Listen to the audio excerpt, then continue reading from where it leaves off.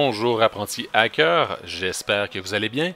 Aujourd'hui, on poursuit le top 10 du OWASP avec la 9e vulnérabilité. Utilisation de composantes avec vulnérabilité connue. Restez avec moi. Le plan, l'introduction, quelques facteurs de menace, les vulnérabilités, l'impact, suis-je vulnérable, comment s'en prémunir et quelques exemples. En résumé, l'agent, ça peut être un script kiddies ou un hacker expert utilisant des outils automatisés. Vecteur, un serveur, un framework ou une librairie qui n'a pas été tenue à jour. Vulnérabilité, utilisation d'une vulnérabilité connue dans une vieille version et l'impact varie en fonction de la vulnérabilité connue. Mitigation, identifier toutes les composantes utilisées dans un système. Avoir un processus de veille sur toutes ces composantes. Toujours tenir à jour ce qui est exposé sur Internet. Faire les mises à jour très rapidement. Ne jamais distribuer un logiciel si on sait qu'il contient une librairie ayant des vulnérabilités connues. Mettre des filtres de sécurité autour des composantes ne pouvant être tenues à jour. Facteurs de menace. Bien qu'il soit facile de trouver des exploits prêts à l'emploi pour de multiples vulnérabilités, d'autres vulnérabilités demandent un effort soutenu pour développer un exploit adapté. Je vous invite à aller voir ma capsule Metasploit qui démontre comment prendre le contrôle d'une machine vulnérable où je prends le contrôle de la machine vulnérable Metasploitable avec Metasploit. Je vous invite vraiment à la regarder. On passe à travers toute la kill chain d'un hacker afin de prendre le contrôle root d'une machine vulnérable. On dit que la fréquence de ce problème est très élevée. Les modèles de développement à composants multiples peuvent conduire à ce que des équipes de développement ne sachent même pas quels composants ils utilisent dans leurs applications ou API, et soient donc encore moins susceptibles de les maintenir à jour. Et il existe des scanners comme Retire.js qui aident à la détection, mais l'exploitation demande un effort supplémentaire. Impact. Alors que quelques vulnérabilités connues ont seulement des impacts mineurs, certaines des violations les plus importantes jusqu'à aujourd'hui reposent sur l'exploitation de vulnérabilités connues dans des composantes. Suivant les actifs que vous avez à protéger, ce risque pourra être l'un de vos risques majeurs. Et maintenant, on se demande, suis-je vulnérable? Si le logiciel est vulnérable, sans support ou obsolète, si vous utilisez encore Windows 7 par exemple, ou des vieilles versions de IIS, ou des vieilles versions de Linux, LTS dépassées. Cela concerne le système d'exploitation, le serveur web ou d'application, le système de gestion de BD, les applications, API et autres composants, les environnements d'exécution et les bibliothèques. Donc toute la stack logicielle peut être à risque si vous ne faites pas de recherche régulière de vulnérabilité et de souscription au bulletin de sécurité des composants que vous utilisez. Donc à tous les jours, il y a des nouvelles vulnérabilités qui sont ajoutées à une liste. Est-ce que vous êtes inscrit à cette liste-là? Est-ce que vous les regardez de façon régulière? Avez-vous un système automatisé qui va envoyer, par exemple, un fichier de dépendance, comme je vais vous montrer tout à l'heure, composer.log, et vérifier s'il y a des nouvelles vulnérabilités dans vos dépendances? Si vous ne savez pas quels sont tous les composants que vous utilisez, à la fois côté client et côté serveur, cela comprend les composants que vous utilisez directement ou par l'intermédiaire des dépendances imbriquées. Une fois que vous installez un composant, CK Editor, et lui utilise d'autres composants JavaScript. Il y a peut-être des vulnérabilités dans ces sous-composants-là. Si vous ne corrigez pas ni mettez à jour vos plateformes sous-jacentes, vos frameworks et leurs dépendances sur la base d'une analyse de risque, dans un délai convenable, le délai convenable est important. Cela apparaît fréquemment dans les environnements où les mises à jour sont faites sur une base mensuelle ou trimestrielle au rythme des évolutions logicielles, ce qui laisse les organisations exposées inutilement des jours, des mois à des failles avant de corriger les vulnérabilités. On parle de mises à jour qui sont faites à tous les mois. Peut-être que la vulnérabilité a été identifiée le premier du mois et vous allez laisser passer 30 jours pour regarder qu'il y a une nouvelle faille d'identifier. Donc, ça devrait être de façon quotidienne, idéalement. si les développeurs de logiciels ne testent pas la compatibilité des évolutions, des mises à jour et des correctifs des bibliothèques. Hein, c'est là que ça devient important hein, avec Git de pouvoir se faire plusieurs branches. Une branche qui va vous permettre de tester les nouvelles versions et de rouler vos tests. Hein. L'importance des tests dans ce cas-là est primordiale. Si vous n'avez pas de tests, peut-être que vous allez pouvoir mettre à jour votre librairie ou votre bibliothèque, mais peut-être qu'elle va avoir des effets de barre. Elle va briser votre code. Et si vous n'avez pas de test, ça va être difficile pour vous de détecter ces problèmes-là. Et on parle si vous ne sécurisez pas les configurations des composants. Donc oui, on a installé un composant, oui, il est à jour, mais on ne l'a pas configuré correctement. Donc ça pourrait ouvrir une porte. Comment s'en prémunir? Mettre en place une gestion des mises à jour pour supprimer les dépendances inutiles, les fonctionnalités composants, fichiers et documents non nécessaires. Donc ça, c'est encore une fois la dette technique. Si vous avez un tas de dépendances inutilisées, hein, parfois ça vaut vraiment la peine de se faire une nouvelle branche, de faire un clean-up, d'effacer des dépendances, de les retirer, de lancer les tests et voir que tout fonctionne encore bien.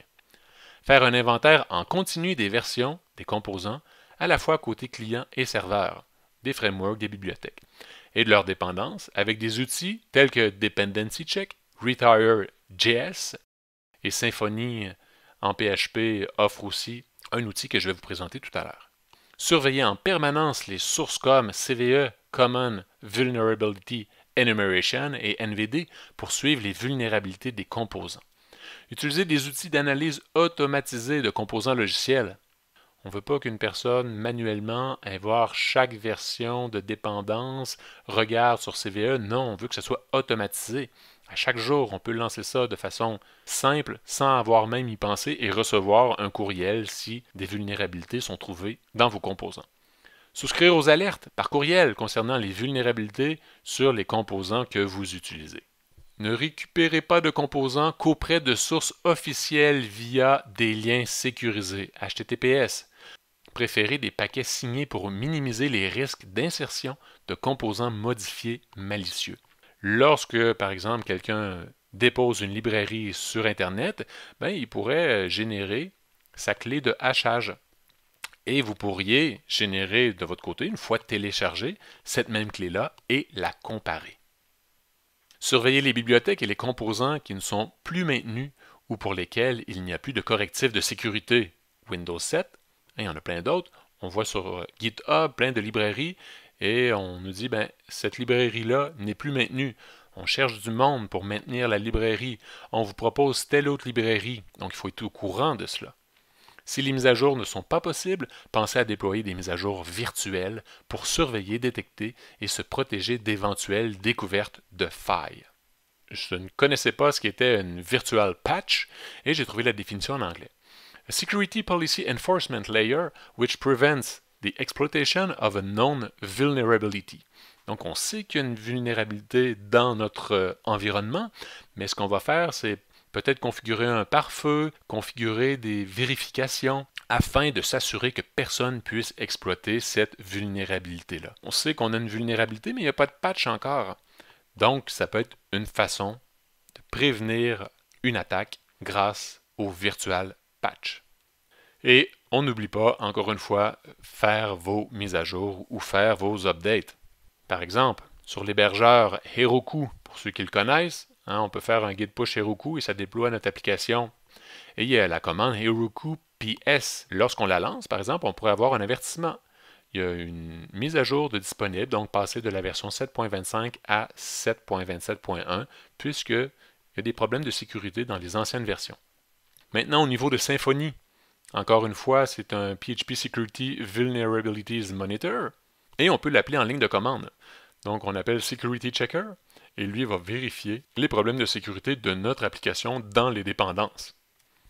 Donc, le PHP Security Vulnerabilities Monitoring, on peut juste prendre le fichier log qui nous intéresse.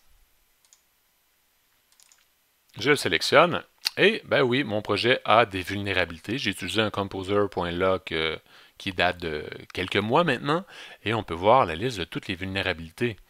Class Name Injection, Cookie Serialization Vulnerability. Guard Bypass in Eloquent Model. Et ce qui est intéressant avec ça, c'est qu'on peut aller directement à la source. Si on clique sur le CVE, on va tomber sur le site cve.mitre.org pour le Common Vulnerabilities and Exposure et on va avoir plus d'informations sur cette faille-là en particulier. Donc, un outil tout de même intéressant et on peut l'automatiser. On peut aussi faire un appel à une API REST. Donc, à tous les jours, je pourrais me définir une tâche cron qui va être exécutée à minuit, par exemple, et je pourrais appeler cette URL-là avec curl et lui passer mon fichier composer.log.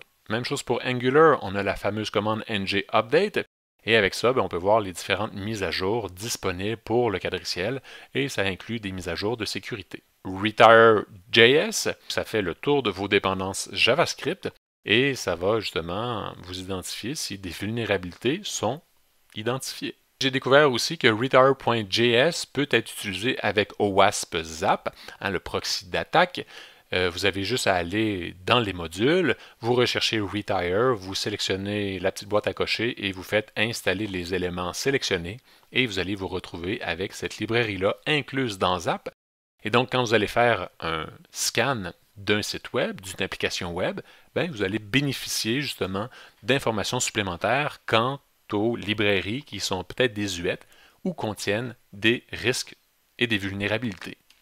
On sait que WordPress est un CMS vraiment utilisé à travers la planète, des milliers et des milliers de plugins qui sont mis à jour régulièrement et peut-être que votre installation de WordPress est vulnérable. Pourquoi pas automatiser un processus qui va analyser à tous les jours est-ce que de nouvelles vulnérabilités sont possibles. Je suis sur le site de NVD qui liste des vulnérabilités, une liste de vulnérabilités, et j'ai cherché Apache.2.2.3.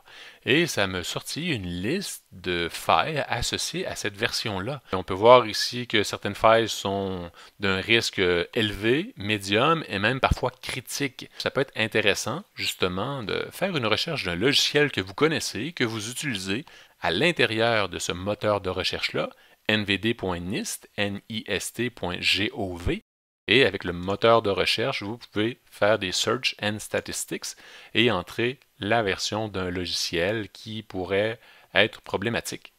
J'en profite aussi pour vous dire que dans les outils du développeur, donc il est parfois même facile de récupérer la version du serveur web sur lequel roule le site web. Et juste en bas, on peut voir que on a la version du serveur Microsoft IIS 8.5. IIS 8.5 et voir si des vulnérabilités sont identifiées.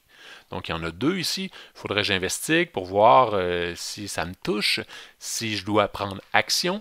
Mais c'est le fun manuellement. Je vous conseille vraiment d'avoir un processus qui va vous permettre de faire ce genre de recherche-là de façon automatisée et de façon quotidienne. Scénario, un exemple, les composants s'exécutent généralement avec le même niveau de privilège que l'application. Donc, les librairies que vous avez installées, si vous roulez votre application en root, vous allez avoir les mêmes privilèges. Et donc, les failles d'un quelconque composant peuvent aboutir à un impact sévère. Les failles peuvent être accidentelles, une erreur de codage, ou intentionnelles. Est-ce que les composants que vous utilisez sont de sources fiables? Si, par exemple, un développeur a développé un composant, il est utilisé par 1 million de personnes, 1 million de projets, et s'il décide du jour au lendemain de décider d'inclure à l'intérieur des portes dérobées ou de détourner de l'information, c'est possible. Voici quelques exemples de découvertes de vulnérabilités exploitables de composants. CVE 2017-5638, une vulnérabilité d'exécution à distance de Struts 2, donc dans le monde Java, qui permet l'exécution de code arbitraire sur le serveur, a été responsable d'importantes violations. Donc l'exécution de code arbitraire, ça va quand même assez loin. Souvent, on peut avoir accès au système de fichiers, à la base de données, mettre en place des portes dérobées. Bien que l'Internet des objets soit souvent difficile, voire impossible à mettre à jour, l'importance de ces mises à jour peut être énorme. On pense, entre autres, aux objets biomédicaux. Peut-être que dans votre famille, certaines personnes ont un pacemaker qui aide le battement du cœur. Et peut-être qu'on peut se connecter par Bluetooth Est-ce qu'il y a des failles de sécurité dans ce pacemaker-là? À voir. Et donc, ça fait le tour aujourd'hui pour l'utilisation de composants avec vulnérabilité connue. J'espère que vous avez apprécié. N'oubliez pas qu'il y a la théorie, mais il y a aussi la pratique.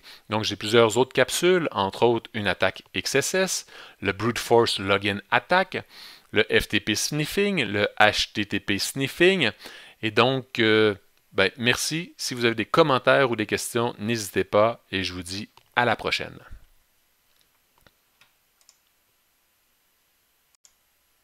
Le mot de la fin. Si vous avez apprécié ce tuto, un petit pouce en haut est toujours apprécié. Si vous aimez la cybersécurité et la programmation web, cette chaîne est pour vous. N'hésitez pas à vous inscrire et cliquez sur la petite cloche, vous serez informé des nouvelles vidéos. Merci et à bientôt. Merci d'apprécier la chaîne en si grand nombre. Nous sommes rendus à 666 inscrits sur la chaîne, donc merci de me faire confiance pour le développement back-end, front-end et la cybersécurité.